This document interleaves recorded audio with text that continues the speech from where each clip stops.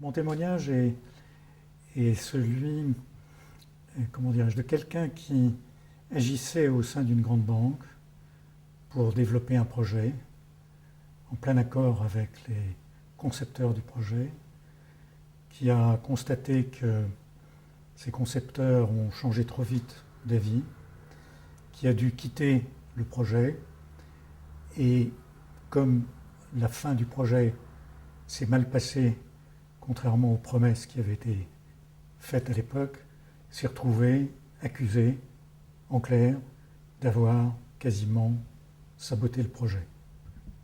Pour son bénéfice personnel, ce qui n'était évidemment pas le cas.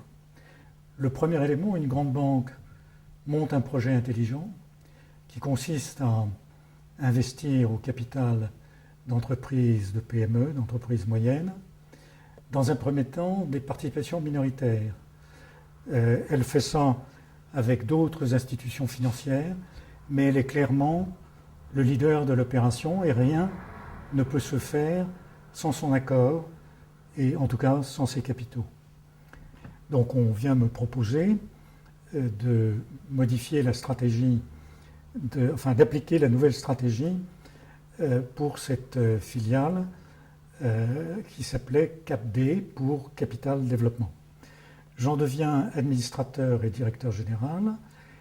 Au bout de 10 mois à peu près, on se heurte à un gros problème sur une participation qui avait été prise à l'origine. Donc heureusement, je ne me sentais pas du tout responsable de ce contretemps.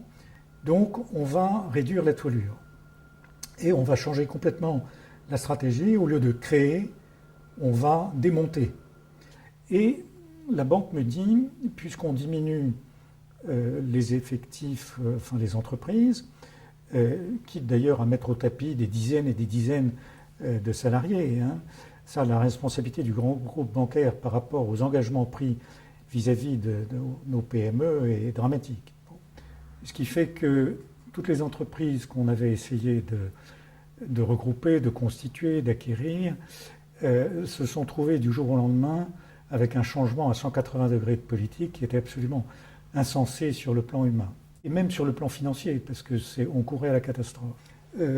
Puisqu'on va réduire la voilure, je suis de trop, et on me demande de partir. 2 ans plus tard, je tombe des nues parce que je suis appelé par un officier de la police judiciaire de la fameuse rue du Château des Rentiers à Paris, qui me convoque en me disant « Halte là, jeune tapis des beaux quartiers, qu'avez-vous fait? Vous vous êtes signé un chèque à vous-même, vous avez piqué dans la caisse, vous avez trahi vos actionnaires, vos administrateurs, les banquiers, vous avez géré pour compte propre l'argent qu'on mettait à votre disposition, vous êtes au fond un escroc. » C'est à ce moment-là que, dans mon dos, étant parti depuis 2 ans, n'étant plus administrateur du groupe, donc n'étant plus interrogé en tant que mandataire social au moment du dépôt de bilan, eh bien, un juge commissaire, choisi par l'avocat de cette très grande banque, et puis qu'il va circonvenir une mandataire de justice chargée de la liquidation et de faire rentrer de l'argent dans les caisses pour combler le passif.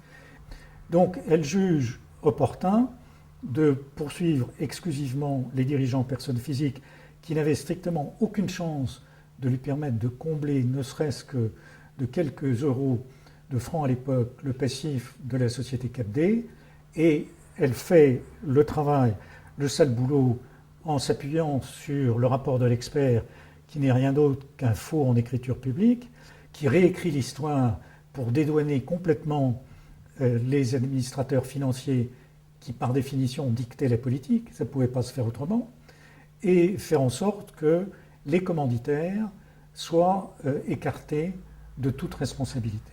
6 mois plus tard, je suis mis en examen, début d'une procédure pénale. Quelques mois encore plus tard, et ce seront les procédures en comblement de passif devant le tribunal de commerce qui tomberont. Finalement, la très grande banque, par une courroie de transmission, agit auprès du tribunal de commerce. Le tribunal de commerce se débrouille par ses outils propres, experts en particulier, et mandataires, le tout sous le contrôle d'un juge commissaire ambitieux et qui réussira d'ailleurs à devenir président de ce tribunal de commerce, après avoir, j'imagine, rendu pas mal de services à la profession, notamment bancaire, ont fait plonger les lampistes. Des dommages qui tombent sur une famille, parce que évidemment ça s'étend aux proches, aux amis, et qui font de vous, du jour au lendemain, quelqu'un d'inutile, en toute hypothèse, un poids pour certains, et puis on ne croit plus en vous, c'est fini. Donc tout le travail que vous avez fait pendant un peu plus de 20 ans, 25 ans en ce qui me concerne, ou presque, non, pas tout à fait, disons 20 ans, eh bien, est réduit à néant, sans motif. Je ne dirais pas du jour au lendemain, ça a duré 10 ans. Donc c'est quasiment un supplice chinois.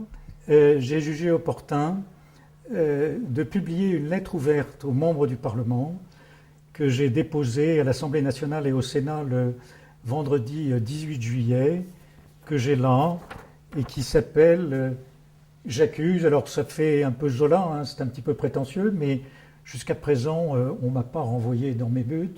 J'accuse cette grande banque d'avoir manipulé la justice, tout simplement.